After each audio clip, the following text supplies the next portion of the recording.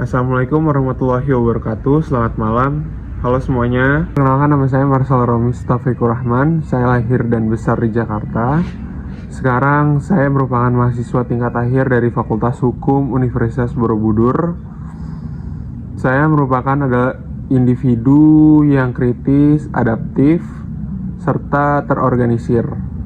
Saya mampu bekerja secara mandiri maupun dalam tim.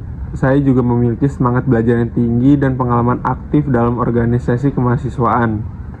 Selain itu, saya memiliki pengalaman profesional yang signifikan bekerja di lembaga pemerintahan pusat, mendapatkan pengalaman langsung dalam penelitian hukum, dan penyusunan peraturan perundang-undangan sebagai asisten perancang peraturan perundang-undangan. Saya memiliki motivasi yang kuat untuk mengikuti Digistar Internship Telkom di bagian legal karena saya ingin mengembangkan kemampuan saya dalam konteks dunia industri, khususnya di perusahaan teknologi terkemuka seperti Telekomunikasi Indonesia. Peran hukum dalam sektor teknologi sangat dinamis, kompleks, dan menantang, terutama dalam menghadapi isu-isu hukum terkait perlindungan data pribadi, kontrak digital, ataupun kepatuhan terhadap regulasi teknologi dan telekomunikasi. Oleh karena itu, saya melihat program ini sebagai peluang emas untuk belajar lebih langsung dalam mengelola aspek legal perusahaan berskala nasional ataupun internasional. Saya berkomitmen untuk mengikuti program ini secara profesional dan bertanggung jawab. Saya siap berkontribusi secara maksimal, baik melalui analis hukum maupun keterlibatan dalam diskusi strategis yang relevan dengan tugas di bagian legal. Selain itu, saya berkomitmen untuk menjunjung tinggi integritas, etika profesi, serta kerahasiaan data selama masa magang. Saat ini kesibukan saya selain baru saja menyelesaikan perkuliahan di semester 6, saya juga rutin menjalani latihan di gym setiap hari untuk menjaga kebugaran dan disiplin diri. Di samping itu, saya juga aktif mengikuti perkembangan isu-isu hukum maupun tren terkini melalui berbagai platform media sosial seperti Instagram, TikTok, dan lain-lain. Kegiatan ini saya lakukan sebagai upaya untuk tetap terinformasi dan relevan terhadap dinamika sosial maupun hukum yang terus berkembang di Indonesia. Menurut saya, proyek yang paling menarik yang pernah saya kerjakan adalah ketika saya menjadi asisten perancang undang-undang di Sekretariat Jenderal DPR RI, khususnya di Pusat Perancangan Undang-Undang Bidang Ekonomi dan Kesejahteraan Rakyat atau PUEKRA.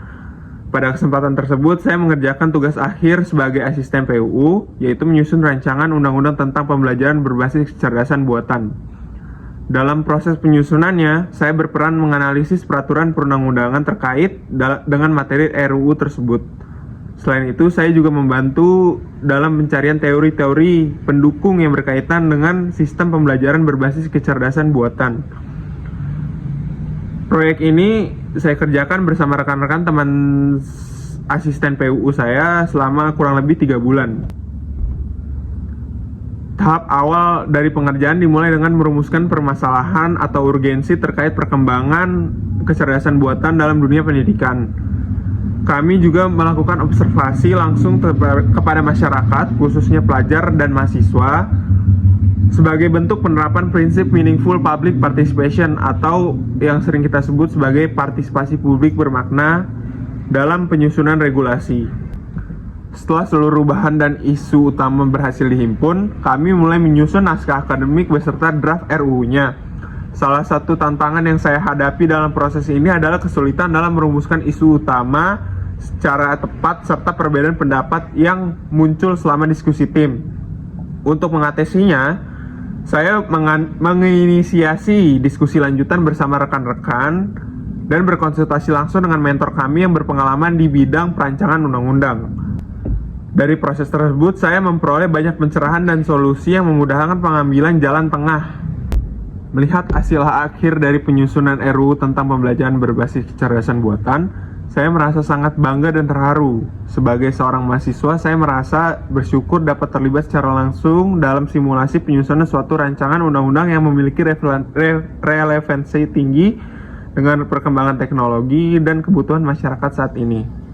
Berikut beberapa tools yang bisa saya kerjakan dengan skala 1 sampai 10.